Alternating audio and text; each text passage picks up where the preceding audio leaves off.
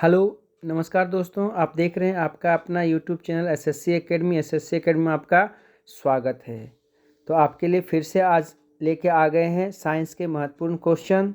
तो चलिए आज चलते हैं बिना टाइम गवाए हुए क्वेश्चन पे। ठीक है, आपसे एक छोटा सा रिक्वेस्ट है, यदि आप चैनल पे नए हैं तो आप चैनल को सब्सक्राइब कीजिए और बेल आइकन को ज़रूर से ज़रूर दबाइए। वीडियो को शेयर कीजिए, लाइक कीजिए, ताकि आगे आने वाली सभी वीडियो के नोटिफिकेशन आपको मिल सके, आपकी परीक्षा की तैयारी के लिए अच्छे अच्छे वीडियो क्वेश्चन मिलते रहे। ठीक है, चलिए चलते हैं पहले क्वेश्चन पे।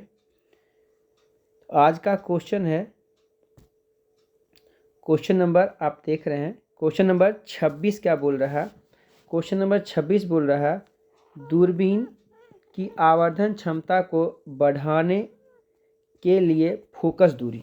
ठीक है, दूरबीन की आवर्धन क्षमता को बढ़ाने के लिए फोकस दूरी, क्या क्वेश्चन बोल रहा है। तो देखिए, ऑप्शन ए आपका बोल रहा लेंस की क्षमता बढ़ानी चाहिए, लेंस की क्षमता कम करनी चाहिए, आँख के लेंस की क्षमता बढ़ानी चाहिए, आँख के लेंस की क्षमता कम करनी चाहिए। ठीक है, तो देखिए पहली बात आपको बता दें, दूरबीन होता क्या है। दूरबीन क्या होता है, आकाशीय पिंड को देखने वाला एक क्या होता है, इंस्ट्रूमेंट होता है। ठीक है, जैसे ऐसे करके एक इधर से लेंस होता है, ऐसे करके बनाया जाता है, एक इधर से लेंस होता है। ठीक है, तो यह लेंस वस्तु के तरफ होता है, यह लेंस आँख के तरफ होता है। इसीलिए यह जो लेंस है, आपको क्वेश्चन में बोला है कि आँख के तरफ वाला बात जो बोला है, आँख के लेंस ये हुआ वस्तु के तरफ का लेंस। तो इसकी जब क्षमता बढ़ाना होता है ना, तो हम क्या करते हैं, आँख वाला लेंस जो है, इस लेंस का इसकी हम क्या करते हैं, फोकस दूरी कम कर देते हैं, तब इसका क्षमता बढ़ जाता है। तो इस सवाल का आंसर आपका क्या हो गया, ऑप्शन नंबर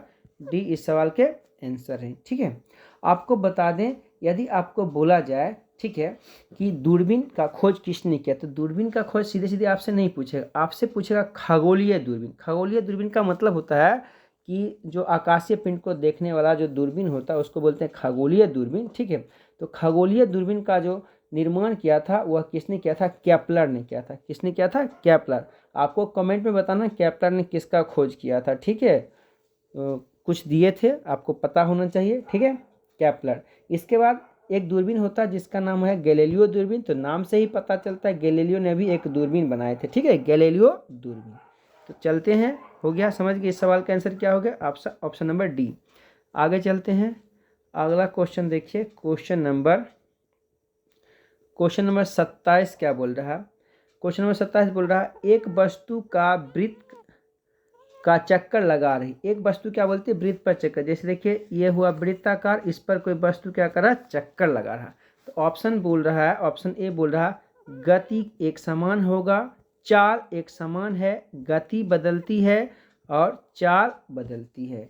ठीक है, जब इस पे गति करेगा कोई वस्तु वृत्ताकार पथ पे, इसकी क्या होगी, इसकी क्या होगी कि चक्कर लगा रहा तो इसकी गति बदल जाएगी। ऑप्शन नंबर सी इसका आंसर होगा, गति बदलती रहेगी। ठीक है, बात समझ गए हैं, इसका आंसर क्या होगा, गति बदलती रहेगी।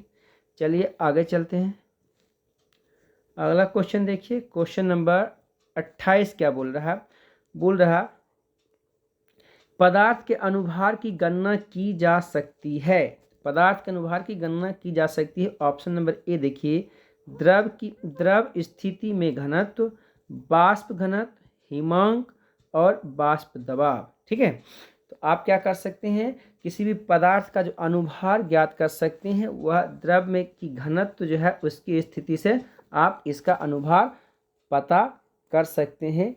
ठीक है, बात समझ गए, क्या होगा इसका आंसर, ऑप्शन नंबर ए द्रव स्थिति में घनत्व। ठीक है, चलिए अगले क्वेश्चन पे चलते हैं। अगला क्वेश्चन देखिए क्या बोल रहा है। अगला क्वेश्चन बोल रहा है, ब्राउन रिंग परीक्षण। क्या बोल रहा है, ब्राउन रिंग परीक्षण का प्रयोग किया जाता है। तो ब्राउन रिंग परीक्षण यानी एक टेस्ट का नाम है।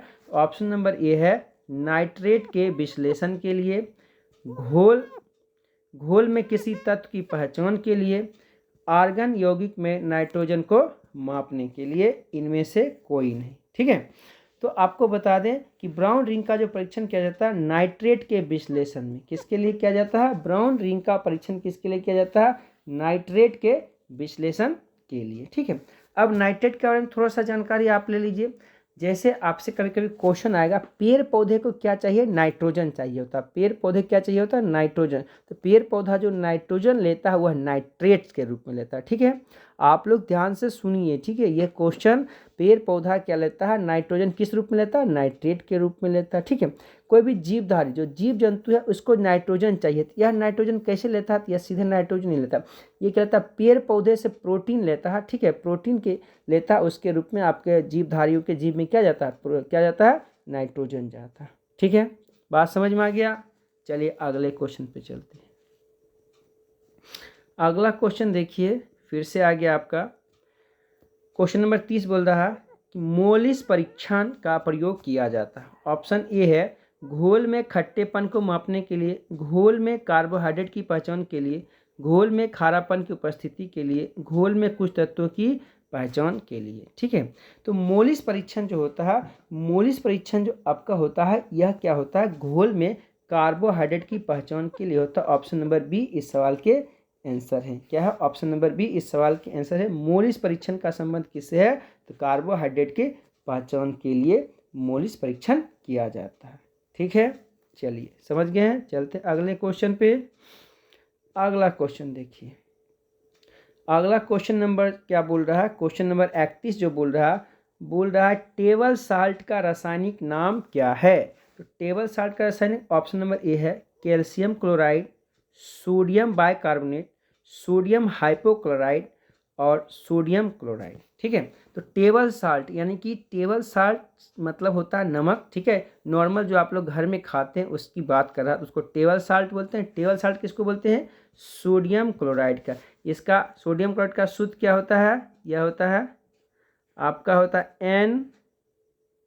NaCl। क्या होता है, सोडियम क्लोराइड क्या होता है, NaCl। ठीक है, तो ऐसे ही सोडियम बाइकार्बोनेट क्या होता है, NaHCO3 सोडियम बाइकार्बोनेट होता है। जबकि सोडियम कार्बोनेट की बात करेगा तो Na2CO3 होता है। ठीक है, आप ध्यान दीजिए, सोडियम क्लोराइड को हम साधारण नमक भी बोलते हैं। सोडियम क्लोराइड को क्या बोलते हैं, साधारण नमक भी कहा जाता है। यहाँ सोडियम की बात आ रहा है, तो सोडियम क्या होता है, सोडियम हमारा एक मेटल होता है। तो सोडियम के बारे में जान लीजिए, सोडियम इतना नरम धातु होता है जिसको हम चाकू से काट सकते हैं। ठीक है, और सोडियम को रखा कहाँ जाता है, तो सोडियम को केरोसिन तेल में डुबाकर रखा जाता है। ठीक है, तो बात समझ गए हैं। आगे चलते हैं अगले क्वेश्चन पे। दोस्तों, यदि आपको किसी प्रश्न में किसी प्रकार की परेशानी होती है, आप कमेंट कर सकते हैं, कमेंट का में आपका जवाब दिया जाएगा। ठीक है, आप कमेंट करके पूछ सकते हैं। चलिए अगला क्वेश्चन देख रहे हैं। क्वेश्चन बोल रहा है स्तनपायी जीवों में निषेचन गर्भाधान कहाँ होता है। ठीक है, ऑप्शन ए बोल रहा है अंडाशय, ऑप्शन बी बोल रहा है डिंब वाहिनी नली, ऑप्शन सी बोल रहा है गर्भाशय, ऑप्शन डी बोला भुज वाहिनी। ठीक है, तो निषेचन जो होता है यह आपका किस में होता है, डिंब वाहिनी। इसको अंग्रेजी में बोलते हैं फिलोपियन ट्यूब। क्या बोलते हैं, फिलोपियन ट्यूब बोलते हैं। ठीक है, निषेचन की बात करते हैं तो बोलेगा निषेचन क्या होता है, तो आपको पता है एक होता है नर युग्मक, एक होता है मादा युग्मक। इसके मेल से जो पीस बनता है उसको हम क्या बोलते हैं, निषेचन बोलते हैं। ठीक है, अब क्या होता है निषेचन, यह प्रक्रिया हम जीव जंतु में भी होता है और पेड़ पौधे मतलब फूल में भी होता है। ठीक है, तो निषेचन के बाद जब फूल की बात करते हैं वहाँ होता है ओवरी। ठीक है, ओवरी से अंडाशय जिसको बोलते हैं, ओवरी से क्या बनता है, फल बनता है। जबकि ओव्यूल जो होता है उससे बीज बनता है। जैसे आप फूल की बात करिएगा तो फूल में देखिएगा ऐसे करके जो होता है, ठीक है, यहाँ पर जो होता है, यहाँ पर क्या होता है, छोटे छोटे दाना होता है ओव्यूल, इससे क्या बनता है, आपका बीज बनता है। ठीक है, इससे आपका बीज बनता है। ये पूरा अंडाशय होता है, इसका क्या बनता है, इससे फल बनता है। ठीक है, तो बात समझ गए हैं। चलिए आगे चलते हैं अगले क्वेश्चन पे। देखिए अगला क्वेश्चन आपका देखिए, क्वेश्चन नंबर 33 बोल रहा है कि डायफ्राम किसमें सहायक होता है। ऑप्शन ए है पाचन, ऑप्शन बी है श्वसन, ऑप्शन सी आपका है रक्त परिसंचरण, ऑप्शन डी है अपशिष्ट निकास। ठीक है, तो डायफ्राम देखिए, आपको बता दें जब आप बॉडी का फिगर देखिएगा तो आपका जो क्या होता है, ध्यान दीजिए, आपका जो फेफड़ा होता है, ठीक है, फेफड़ा के नीचे ऐसा करके एक बनावट होता है। ठीक है, इसी बनावट को हम क्या बोलते हैं, डायफ्राम। ठीक है, यह डायफ्राम क्या करता है, श्वसन करने में मदद करता है, श्वसन करने में मदद करता है। तो ऑप्शन नंबर बी इस सवाल के आंसर है, शोषण करने में मदद करता है। ठीक है, आपको श्वसन की बात किया तो कभी कभी आपसे एक क्वेश्चन आएगा कि मनुष्य सांस लेने का दर क्या होता है, मनुष्य के सांस लेने का दर क्या होता है। यानी कि सांस जो लेता है मनुष्य, ये क्या लेता है, 16 से लेकर कितना, 18 बार लेता है प्रति मिनट। 1 मिनट में 16 से 18 बार सांस खींचता है। ठीक है, बात समझ गए। और कभी कभी जैसे ही आपका फेफड़ा आता है, फेफड़ा में एक बार में जब सांस भरते हैं तो इसमें कितना वायु भरता है, तो यह आपका भरता है 1500, कितना, 1500 ml वायु एक बार में इसमें भर सकता है। ठीक है, चलिए बात समझ में आ गया, आगे चलते हैं, अगला क्वेश्चन देखते हैं। अगला क्वेश्चन नंबर 34 देखिए, वो बोल रहा सबसे तेज गणना करने का विश्व रिकॉर्ड कंप्यूटर से भी तेज किसके नाम है। ऑप्शन ए आपका देख रहे शांता देवी, ऑप्शन बी है श्रीमती शंभू अनुभव, ऑप्शन सी है श्रीमती शकुंतला देवी, ऑप्शन डी है इनमें से कोई नहीं। तो देखिए एक ऐसे व्यक्ति हैं जिनके पास क्या है, रिकॉर्ड है, कंप्यूटर से भी तेज गणना कर सकते हैं। वह कौन है, श्रीमती शकुंतला देवी। कौन है, शकुंतला देवी है। ठीक है, आगे चलते हैं। अगला क्वेश्चन देखिए, क्वेश्चन नंबर 35 बोल रहा है, क्या बोल रहा है, क्वेश्चन नंबर 35 आपका बोल रहा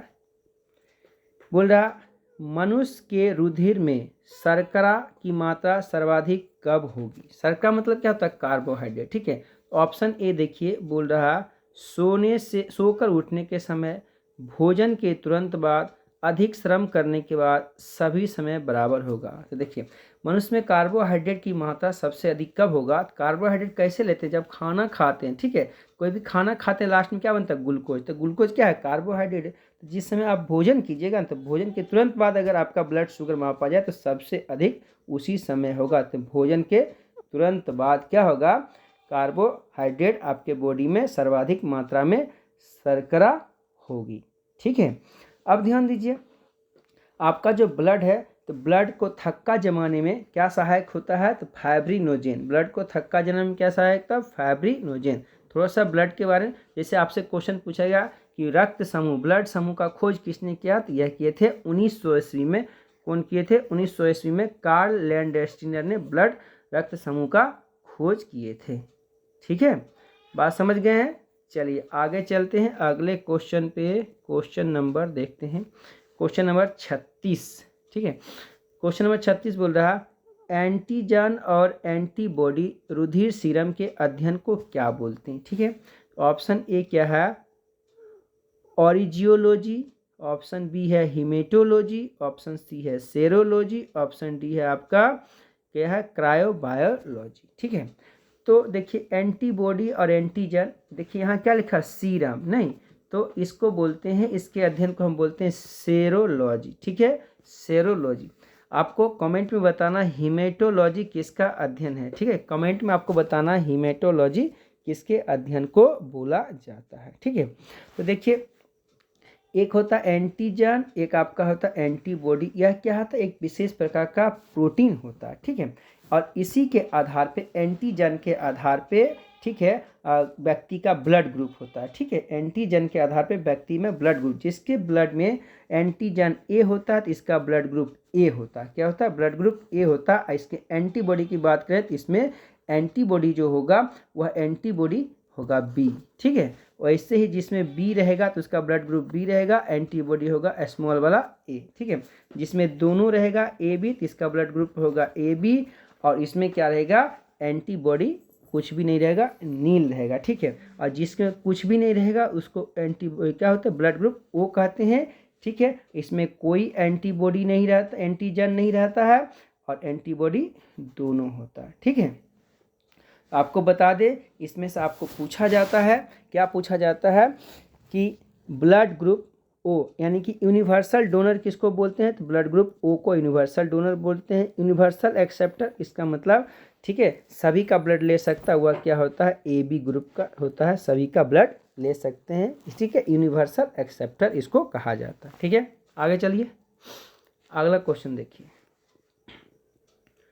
अगला क्वेश्चन है आधुनिक आवर्त सारणी किस पर आधारित है। आधुनिक आवर्त सारणी ऑप्शन नंबर ए है परमाणु भार, ऑप्शन बी है अनुभार, ऑप्शन सी है परमाणु क्रमांक, ऑप्शन डी है न्यूट्रॉन की संख्या। ठीक है, तो परमाणु भार क्या होता है आपने देखा होगा, एक होता है एटॉमिक नंबर, एक होता है एटॉमिक मास। जैसे यदि हम लिखते हैं, जैसे लिखते हैं सोडियम, तो सोडियम लिखते हैं ऐसे लिखते हैं Na, तो यहाँ लिखना पड़ता है 11, यहाँ लिखना पड़ता है 23। तो नीचे वाला क्या है, इसका परमाणु संख्या है, ऊपर वाला परमाणु द्रव्यमान है। ठीक है, तो परमाणु संख्या और परमाणु द्रव्यमान। तो आधुनिक आवर्त सारणी है वह परमाणु क्रमांक पर आधारित है, जबकि जो नॉर्मल आवर्त सारणी है वह, जैसे कि मैंडलीफ आवर्त सारणी शुरू में दिया था, मैंडलीफ वह परमाणु भार पे था।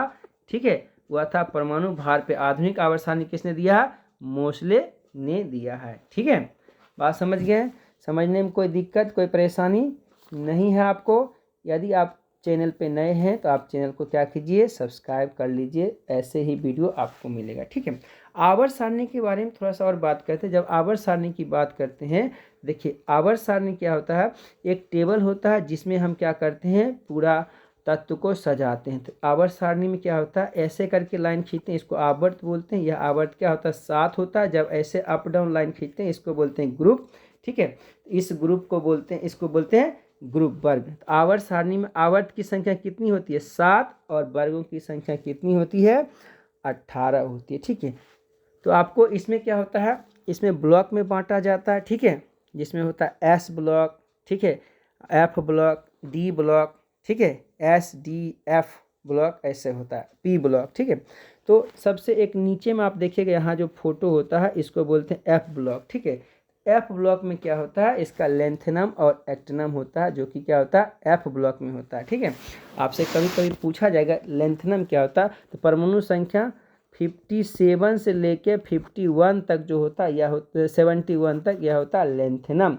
वैसे ही आपका 89 जो होता है, 89 से लेकर 103 तक, यह क्या होता है आपका एक्टनम। यह किस ग्रुप में ब्लॉक में रहता है, एफ ब्लॉक में रहता है। जो आप फोटो देखिएगा नीचे में ऐसे ब्लॉक ना रहेगा, उसमें क्या रहेगा, लेंथनम और एक्टनम रहता है। ठीक है, आपको बता दें, ठीक है, सभी जो लास्ट वाला ग्रुप होता है 18 नंबर, उसमें क्या होता है, उसमें अक्रिय गैस होता है। उसमें क्या होता है, अक्रिय गैस होता है। और ये प्रथम होता है, सभी आवर्त का जो प्रथम सदस्य होता है, यह एक क्षार धातु होता है। क्या होता है, क्षारीय धातु होता है। ठीक है, आवर्त सारणी का क्लास अगर एक्स्ट्रा सिंगल आवर्त सारणी का क्लास लेंगे तो आपको बहुत अच्छा से सिखा देंगे, आपको पूरा आवर्त सारणी याद हो जाएगा, कहीं कोई दिक्कत नहीं है। ठीक है, आप क्या कीजिए, चैनल को सब्सक्राइब कीजिए, वीडियो को लाइक कीजिए, इससे हमारा मोटिवेशन बढ़ेगा और फिर हम और भी अच्छे अच्छे काम आपके लिए करेंगे, ताकि ठीक है आपकी तैयारी अच्छी हो सके। चलिए आगे चलते हैं। अगला क्वेश्चन देखिए, आपका क्वेश्चन क्या है। क्वेश्चन जो है वह है 38 नंबर, बोलता है विज्ञान की शाखा ऑनिरोलॉजी के अंतर्गत किसका अध्ययन किया जाता है। ठीक है, ऑप्शन ए देखिए वृक्ष लिखा हुआ है, ऑप्शन बी क्या लिखा, सुंदरता लिखा हुआ, ऑप्शन सी लिखा हुआ स्वप्न का, ऑप्शन डी लिखा नींद का। ठीक है, तो ये जो आप देख रहे हैं ये क्या है, ऑरिनोलॉजी। ठीक है, ऑनिरोलॉजी यह होता है स्वप्न का, क्या होता है, अध्ययन, स्वप्न का अध्ययन। आपको कमेंट में बताना सुंदरता के अध्ययन को क्या कहा जाता है, कमेंट में आपको बताना सुंदरता के अध्ययन को क्या कहा जाता है। ठीक है, कुछ और भी आपको बताते हैं, जैसे आपके सामने आएगा कॉस्मोलॉजी किसका अध्ययन, यह ब्रह्मांड का अध्ययन। ठीक है, ब्रह्मांड का अध्ययन क्या कहलाता है, कॉस्मोलॉजी। ठीक है, कॉस्मोलॉजी इसको कहते हैं ब्रह्मांड का अध्ययन। वैसे क्या होता है, एक होता है एंटेमोलॉजी। ठीक है, कीट पतंग कीड़े मकोड़े का जो अध्ययन हम करते हैं उसको हम क्या बोलते हैं, एंटेमोलॉजी। ठीक है, ऐसे ही आपका होता है समय का अध्ययन, यह क्या होता है, होरोलॉजी किसका अध्ययन होता है, समय का अध्ययन होता है। वैसे जब फ्रूट का अध्ययन होता है तो यह होता है पोमोलॉजी। क्या होता है, फ्रूट का अध्ययन क्या बोलते हैं, पोमोलॉजी। ठीक है, बात समझ गए। आपको कमेंट में बताना है ये सुंदरता के अध्ययन को क्या बोलते हैं, और एक अंडा का अध्ययन। ठीक है, अंडा के अध्ययन को क्या बोलते हैं, आपको यह भी कमेंट में बताना है। चलिए आगे चलते हैं। अगला क्वेश्चन देखिए, क्वेश्चन नंबर 39 देखिए 39 क्या बोल रहा है, बोल रहा कंप्यूटर में डाटा का सबसे छोटा मात्रक यूनिट क्या होता है। ऑप्शन ए देखें किलोवाट, बाइट, बीट, मेगावाइट। ठीक है, तो देखिए कंप्यूटर में सबसे छोटा जो मात्रक होता है वह होता है बीट। ठीक है, वह होता है बीट। बीट से जब बड़ा होता है वह होता है बाइट। ठीक है, बीट से बड़ा क्या होता है, बाइट।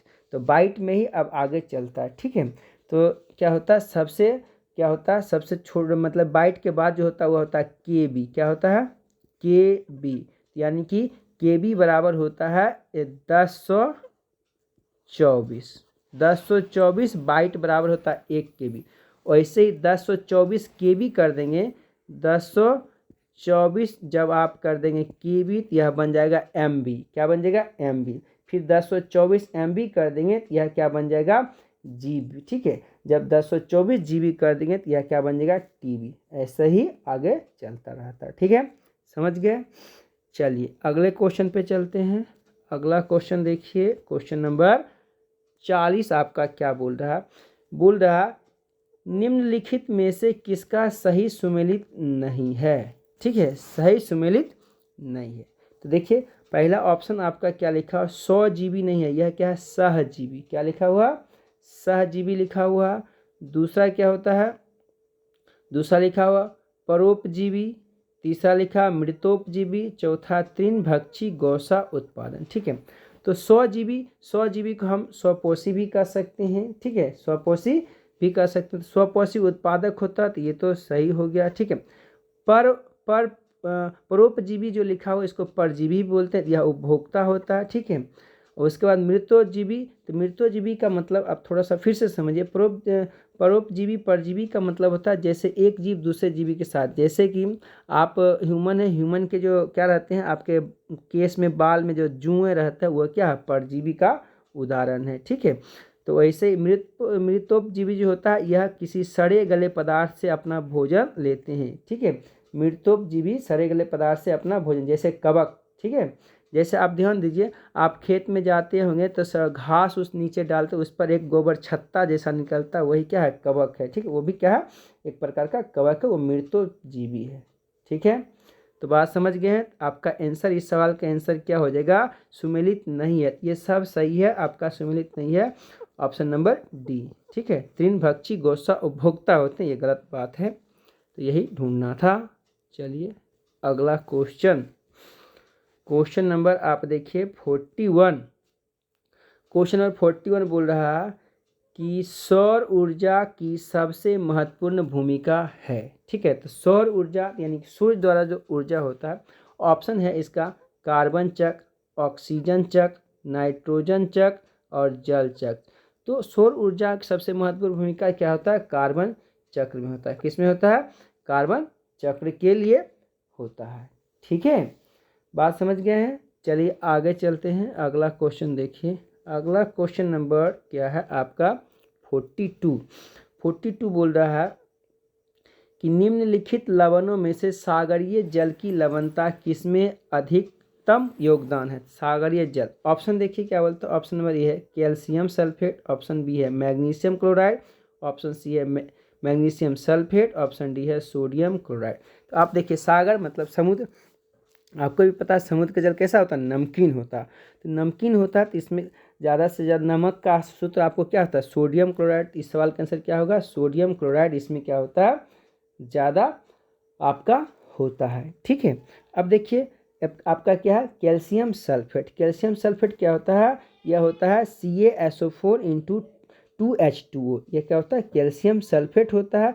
कैल्शियम सल्फेट की सहायता से हम क्या बनाते हैं, जिप्सम बनाते हैं। जिप्सम समझते हैं, प्लास्टर ऑफ पेरिस। ठीक है, जिप्सम का उपयोग, ठीक है, कैल्शियम सल्फेट या जिप्सम दोनों एक ही होता है। CaSO4 × 2H2, इसको क्या बोलते हैं, इसको बोलते हैं जिप्सम या कैल्शियम सल्फेट। और इसमें CaSO4 × ½ H2O क्या बनता है, प्लास्टर ऑफ पेरिस बन जाता है।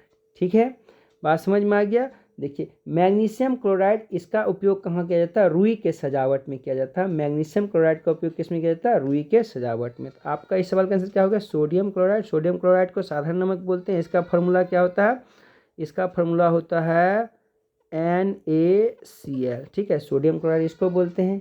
बात समझ में आ गया। चलिए आगे चलते हैं। अगला क्वेश्चन देखिए, क्वेश्चन नंबर 43 क्या बोल रहा है। क्वेश्चन नंबर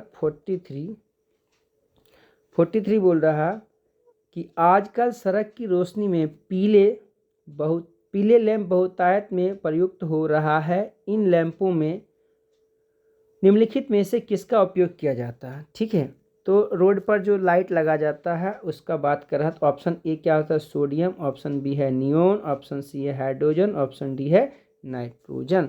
तो पीला पीला पीला जो लाइट जलता है रोड पर, उसमें किसका उपयोग किया जाता है, तो उसमें सोडियम का उपयोग किया जाता है। उसमें किसका उपयोग किया जाता है, सोडियम का उपयोग किया जाता है। ठीक है, नियोन के बारे में आपको पता है, यह एक अक्रिय गैस है, तो बल्ब बनाता है उसमें अक्रिय गैस का उपयोग किया जाता है। हाइड्रोजन, ऑप्शन में आपको लिखना है कि हाइड्रोजन का खोज किसने किया था। ठीक है, आपको ऑप्शन में लिखना है हाइड्रोजन का खोज किसने किया था। दोस्तों, यदि आप चैनल पर नए हैं तो कृपया चैनल को जरूर से जरूर सब्सक्राइब कीजिए। आपसे एक रिक्वेस्ट है, आप सब्सक्राइब कीजिए। ठीक है, और लाइक कीजिए, दोस्तों में शेयर कीजिए, तभी आप भी पढ़ पाइएगा, आपके दोस्त भी पढ़ पाएंगे और अच्छी आपकी तैयारी हो पाएगी, जिससे आपको सहायता मिलेगी, आपको क्या बोलते हैं, टारगेट अचीव करने में। ठीक है, चलिए अगला चलते हैं, क्वेश्चन नंबर देखते हैं। अगला क्वेश्चन नंबर आपका जो है वह क्या है, 44 क्वेश्चन नंबर। ध्यान से देखिए, पढ़िए। 44 जो क्वेश्चन वह बोल रहा है कि सूची एक को सूची 2 से सुमेलित कीजिए तथा सूचियों के नीचे दिए गए कूट का प्रयोग करते हुए सही उत्तर चुनिए। ठीक है, तो देखिए आपको, देखिए सूची 1 में दिया हो ए में B12 में क्या पाया जाता है, तो B12 में आपका पाया जाता है कोबाल्ट। क्या पाया जाता है, B12 में कोबाल्ट। ठीक है, हीमोग्लोबिन में क्या पाया जाता है, तो हीमोग्लोबिन में आपका लोहा पाया जाता है। क्लोरोफिल में क्या पाया जाता है, क्लोरोफिल में मैग्नीशियम पाया जाता है। अब पीतल किसका बनता है, पीतल बनता है Cu+Zn। ठीक है, Cu का मतलब होता है तांबा, तो इसमें तांबा है। आपका आंसर आपका सबका मिल गया। A2B का क्या है, लोहा, A2B4 यहाँ पर मिल रहा है। ऑप्शन नंबर ए इस सवाल का आंसर है। ठीक है, ऑप्शन नंबर ए इस सवाल का आंसर है। ठीक है, चलिए आगे चलते हैं। समझ में आ गया, कहीं कोई दिक्कत परेशानी होगा तो बोलिएगा।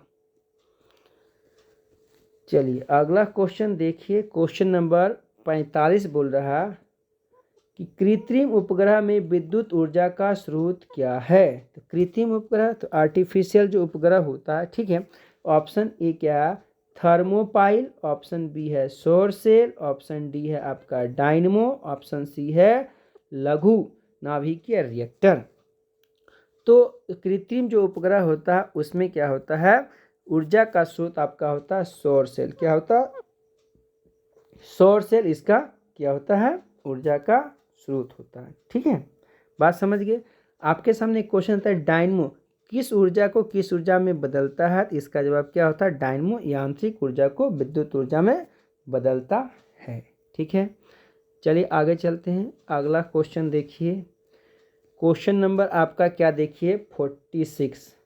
ठीक है, क्वेश्चन नंबर 46 जो आपका बोलता है, निम्नलिखित में से किस किस्म के कोयले में कार्बन की मात्रा अधिकतम पाई जाती है।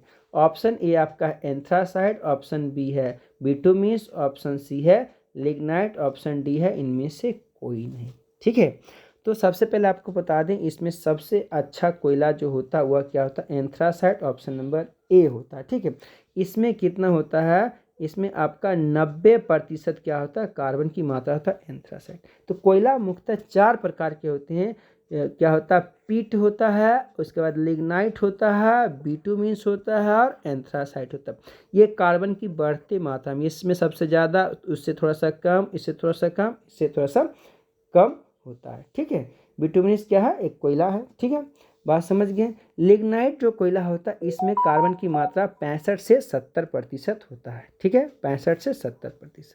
तो बात समझ गए, पीट, लिग्नाइट, बिटुमिन्स और एंथ्रासाइड। ठीक है, आपको बता दें रौनीगंज किस लिए प्रसिद्ध है, रौनीगंज कोयला खनन के लिए प्रसिद्ध है, रौनीगंज कोयला खनन के लिए प्रसिद्ध है। चलिए आगे चलते हैं। अगला क्वेश्चन आपको बताना है, क्वेश्चन नंबर 47 देखिए, बोल रहा है इनमें से कौन सी बीमारी विषाणु वायरस द्वारा जनित है? ठीक है, तो देखिए ऑप्शन ए है टाइफाइड, ऑप्शन बी है टीबी, ऑप्शन सी है हैजा, ऑप्शन सी है आपका, ऑप्शन डी है जो आपका है वह है हेपेटाइटिस। तो वायरस द्वारा जो जनित क्या है बीमारी है वह है आपका हेपेटाइटिस। तो हेपेटाइटिस आपको कहाँ होता है? तो आपका लीवर जो होता है उसी में हेपेटाइटिस यह बीमारी होता है। जब आपको हेपेटाइटिस होगा तो आपका यूरिन मतलब पेशाब, आँख एवं त्वचा ये सब क्या हो जाएगा? आपका पीला हो जाएगा। क्या हो जाएगा? पीला हो जाएगा। बाकी ये सभी जो टाइफाइड है, टीबी है, हैजा, ये सब किससे होता है? बैक्टीरिया से होता है। किससे होता है? बैक्टीरिया से होता, मतलब जीवाणु से होता है। आपको कभी कभी पूछा जाएगा टाइफाइड से प्रभावित अंग क्या होता है? टाइफाइड से प्रभावित अंग होता है आपका क्या होता है? आंत। ठीक है, इसमें टाइफाइड जब किसी को हो जाएगा तो इसमें क्या होगा? इसका सिम्टम क्या होगा? लक्षण क्या होगा? लगातार दस्त होगा और उल्टियाँ होगा। ठीक है, लगातार दस्त और उल्टी होगा। ठीक है, तो एक वैज्ञानिक का नाम था रॉबर्ट कोच। रॉबर्ट कोच ने क्या था?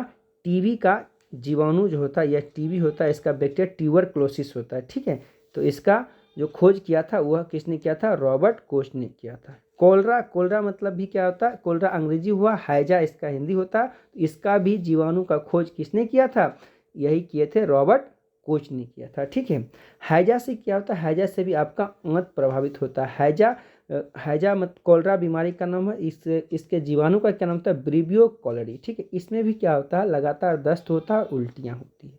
ठीक है, चलिए आशा करते हैं आपको अच्छा लग रहा है। कृपया लाइक जरूर बटन दबाइए। हम क्या चाहते हैं? इस पर 100 लाइक चाहते हैं। 100 लाइक दे दीजिए, कोई बात नहीं, इतना चलेगा। ठीक है, आगे चलते हैं।